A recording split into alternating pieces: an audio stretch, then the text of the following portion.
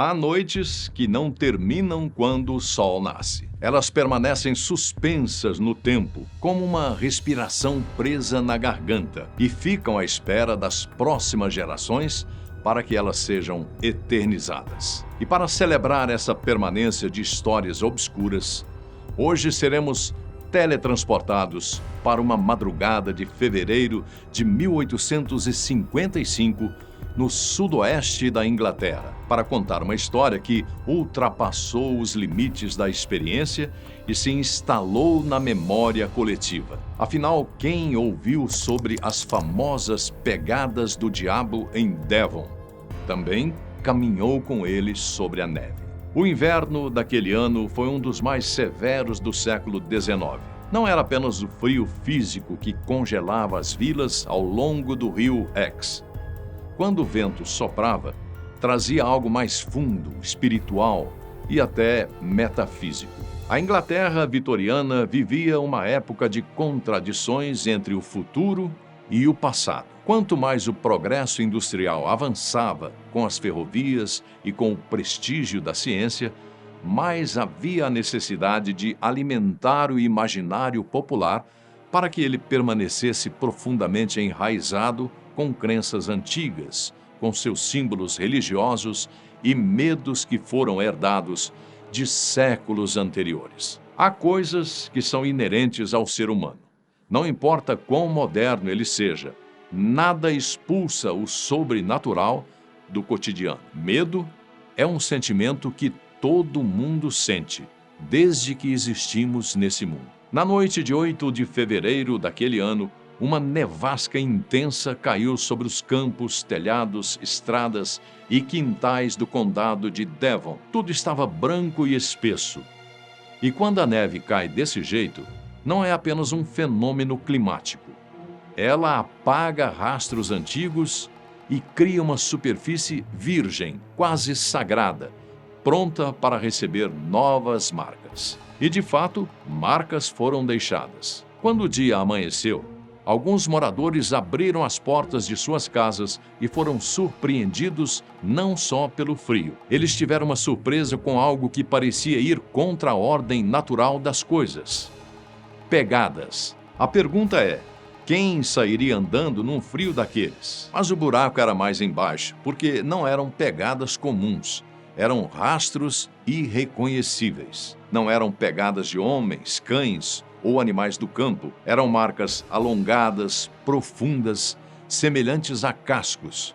E outra curiosidade é que essas pegadas estavam alinhadas em uma única trilha que parecia ignorar obstáculos, fronteiras e limites físicos. O que será que passou pela cabeça da primeira pessoa que avistou essas marcas na neve? Saber que algo andou por ali durante uma nevasca brutal e não ter ideia do que seja. A vantagem disso ter ocorrido na neve é que ela conserva tudo com uma nitidez impressionante.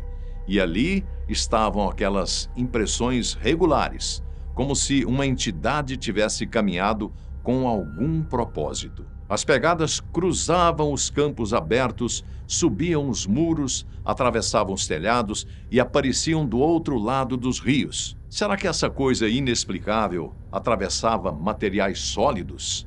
Talvez até voava? Não havia hesitação e nem desvio, apenas continuidade, como se quem tivesse feito aquilo estava bem decidido a atravessar Devon em uma linha quase reta. O problema é que em nada se assemelhava às construções humanas e aos meios que conhecemos de locomoção, ainda mais nos anos 1800. É claro que a notícia se espalhou com rapidez, mesmo naquela época, não existindo rádio e nem televisão. Quando a fofoca é boa, dá-se um jeito. E a grande motivação desse telefone sem fio foi o medo. Ele é um mensageiro muito eficiente. Em poucos dias, os jornais locais e logo depois o próprio The Times de Londres noticiou o ocorrido. Quando um jornal daquele porte dedicava uma manchete a um fenômeno estranho de algum vilarejo rural, algo significativo estava em jogo. Não era apenas uma curiosidade, era inquietação coletiva. A expressão pegadas do diabo não surgiu por acaso. Ela condensava séculos de iconografia cristã, a imagem do mal associada ao casco, ao híbrido, ao ser que não pertence inteiramente nem ao mundo animal, nem ao humano. O que mais impressiona nesses relatos não é apenas a estranheza das marcas, mas a maneira como elas foram interpretadas. A Inglaterra de 1855 era um país que frequentava igrejas, que lia a Bíblia, que escutava os sermões semanais sobre pecado, redenção e tentação. O diabo não era uma metáfora distante. Ele era uma presença viva, uma espécie de personagem que fazia parte do imaginário do dia a dia. A crença nele justificava quando algo não era explicável.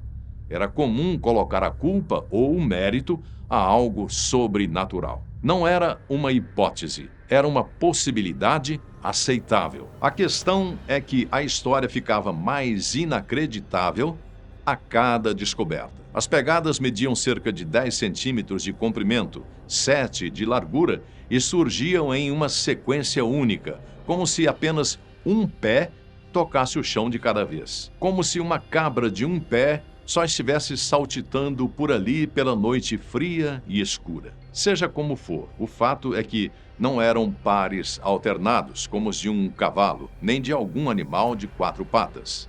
Esse detalhe aparentemente técnico teve um impacto enorme naquele bafafá, porque ele sugeria uma criatura bípede, mas não humana. Era algo que caminhava como nós, mas não era como a gente. O inquietante era perceber que a trilha se estendia por dezenas de quilômetros, talvez mais de 100. Isso, por si só, desafia qualquer explicação simples. Nenhum animal conhecido percorre tal distância em uma única noite, em meio à neve profunda, sem sinais de exaustão pela ausência de desvios ou interrupções. Não sei o que dá mais medo, o que é visível ou aquilo que só imaginamos. As pegadas seguiam um rastro, mas se havia um muro pelo caminho, as pegadas continuavam do outro lado, como se aquele obstáculo tivesse sido ignorado.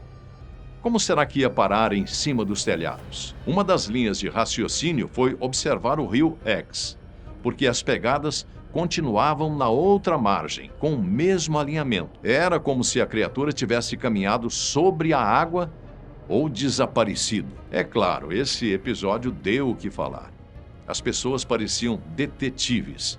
Elas seguiam essas pegadas com atenção em busca de alguma explicação justificável para aquele mistério. Talvez o grande fascínio se deva porque não havia começo nem fim, e as pegadas não levavam a lugar algum.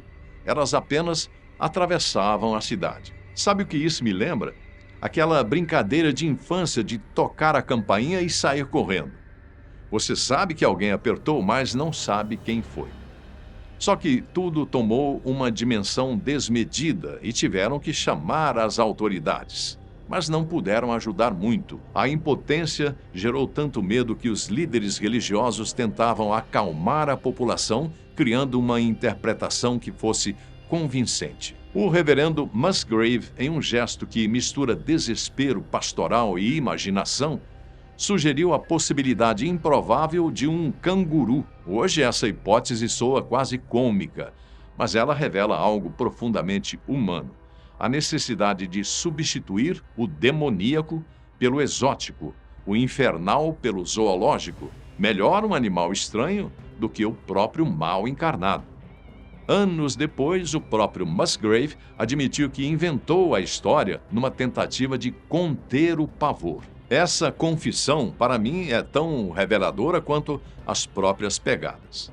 Ela mostra como a verdade, em momentos de tensão coletiva, pode se tornar secundária diante da urgência de preservar a ordem social. Mas não adiantou muito não, porque a imaginação popular já havia sido acionada e o medo sempre cai em terra fértil. Foi então que começaram a surgir versões que as pessoas afirmavam ter visto. Figuras sombrias vistas entre árvores, cheiros de enxofre, sons estranhos na noite. animais adoecendo, leite azedando, nascimentos deformados. Nada disso pôde ser comprovado, mas tudo isso foi sentido. E no campo da experiência humana, sentir é muitas vezes tão poderoso quanto provar. Verdade que diversas teorias naturais foram propostas ao longo dos anos envolvendo animais domésticos, texugos, lontras e ratos do campo. Cada explicação resolvia um aspecto e falhava em outro. Os ratos do campo, por exemplo, ao pularem na neve, podem deixar marcas que se assemelham vagamente a pequenos cascos. É uma ideia engenhosa apoiada por observações reais, mas ela não explica o tamanho das pegadas nem a distância percorrida. Muito menos os telhados, os muros e o rio. Décadas depois, essa história voltou a circular com a hipótese de um balão experimental. Saiba que ela tem uma lógica interna bem sedutora. Pensa comigo. Um objeto que é arrastado pelo vento, toca o solo de forma intermitente e cria uma trilha aparentemente impossível. Ainda assim, ela exige uma série de coincidências tão improváveis quanto a própria presença de algo sobrenatural. Crer ou não crer? Eis a questão. Também não se descarta a possibilidade da histeria coletiva. Faz sentido no contexto de medo. Afinal, qualquer marca incomum pode ser reinterpretada, ampliada e sugerida. Isso cria uma narrativa. Com medo, a gente vê coisas que não existem e ouvimos barulhos estranhos. As crianças poderiam ter imitado essas pegadas ou pessoas brincalhonas poderiam ter ampliado esses rastros. Tudo depende de uma boa imaginação. Essa explicação, embora racional, não elimina completamente o desconforto causado nessa história. Ela nos obriga a encarar algo inquietante. A facilidade com que comunidades inteiras podem construir realidades e compartilhá-las a partir de fragmentos incompletos. O mais interessante nesse acontecimento não é decidir se o diabo caminhou ou não por Devon. Essa pergunta, no fundo, é menos importante do que parece. O que importa é entender por que tantas pessoas acreditaram que ele poderia ter caminhado por lá. O que importa é perceber como o medo, o desconhecido e a tradição simbólica se uniram para criar uma experiência coletiva tão duradoura que atravessou séculos. As pegadas do diabo são, para mim, um espelho. Elas refletem o limite do nosso conhecimento em um determinado momento histórico. Refletem a tensão entre ciência e crença antiga, entre explicação racional e necessidade emocional. Em 1855, a ciência ainda não tinha respostas para tudo. E mesmo hoje, com todo o nosso aparato tecnológico, continuamos cercados por mistérios que resistem à explicação simples. Talvez por isso essa história continue a nos fascinar. Ela nos lembra de que a sensação de incompreensão é parte essencial da condição humana. O legado cultural desse evento é profundo. Durante semanas, famílias se trancaram em casa, rezaram, carregaram crucifixos e evitaram sair à noite. O medo moldou comportamentos, reorganizou rotinas e redefiniu o espaço público. Assim como histórias que foram contadas ao redor da lareira e passadas de pais para os filhos e de avós para os netos. Essas misteriosas pegadas ficaram marcadas no folclore local, não como um fato resolvido, mas como uma pergunta permanente. Afinal, algo aconteceu e deixou marcas. Até hoje, ninguém conseguiu dizer com absoluta certeza o que foi. Eu acredito que essa é a verdadeira força das pegadas de Devon. Elas não oferecem respostas definitivas. Elas oferecem inquietação.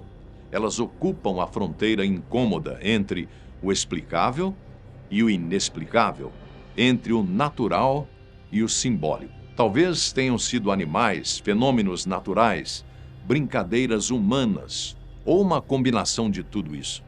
Talvez nunca saberemos, e talvez isso seja exatamente o que as mantém vivas. Desconfio que ninguém queria encontrar essa criatura de fato. No fim das contas, queriam era compreender o mundo, porque no fim das contas, as pegadas do diabo falam menos sobre o diabo e mais sobre nós, sobre nossa necessidade de buscar sentido em tudo e sobre o nosso medo do desconhecido, sobre a nossa disposição em transformar o inexplicável em uma boa narrativa. E talvez seja isso que faz certas noites nunca terminarem. Elas continuam ecoando, não como fatos encerrados, mas como perguntas abertas, convidando cada geração a caminhar com cuidado e humildade sobre a neve frágil daquilo que ainda não entendemos completamente.